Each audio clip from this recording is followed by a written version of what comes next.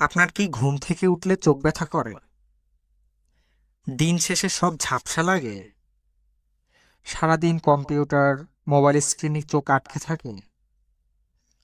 তাহলে এই ভিডিওটা আপনার জন্য। আজ আমরা শিখব কিভাবে মাত্র কিছু সহজ অভ্যাস আপনার চোখকে দিতে পারে বিশ্রাম, সতেজতা আর শক্তি।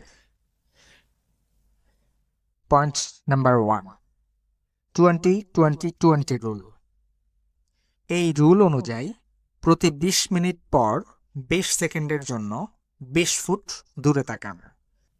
এতে চোখের চাপ কমে, ফোকাস শক্ত হয়। পয়েন্ট নাম্বার 2, ঠান্ডা রাখার উপায়। শসার টুকরা অথবা গোলাপ জল ভেজানো তুলা চোখের উপর রাখুন 10 মিনিটের জন্য। এতে চোখের ফোলা ভাব কমে যাবে, ক্লান্তি দূর হবে। পয়েন্ট নাম্বার 3, পানি পান। চোখের আর্দ্রতা বজায় রাখতে দিনে অন্তত 8 গ্লাস পানি পান করুন।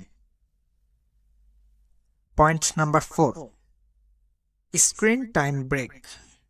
টানা স্ক্রিনে না তাকিয়ে মাঝে মধ্যে চোখ বন্ধ করে বিশ্রাম নিন।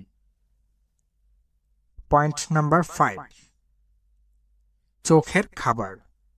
গাজর, ডিম, বাদাম, মাছ এগুলো চোখের জন্য সুপার ফুড। পয়েন্ট নাম্বার 6, পর্যাপ্ত ঘুম। রাতে 7 থেকে 8 ঘন্টা ঘুম না হলে চোখ ঠিকভাবে বিশ্রাম পায় না। পয়েন্ট নাম্বার 7, সানগ্লাসের ব্যবহার। রোদ থেকে একটি ক্ষতিকারক রশ্মি আমাদের চোখের ক্ষতি করতে পারে।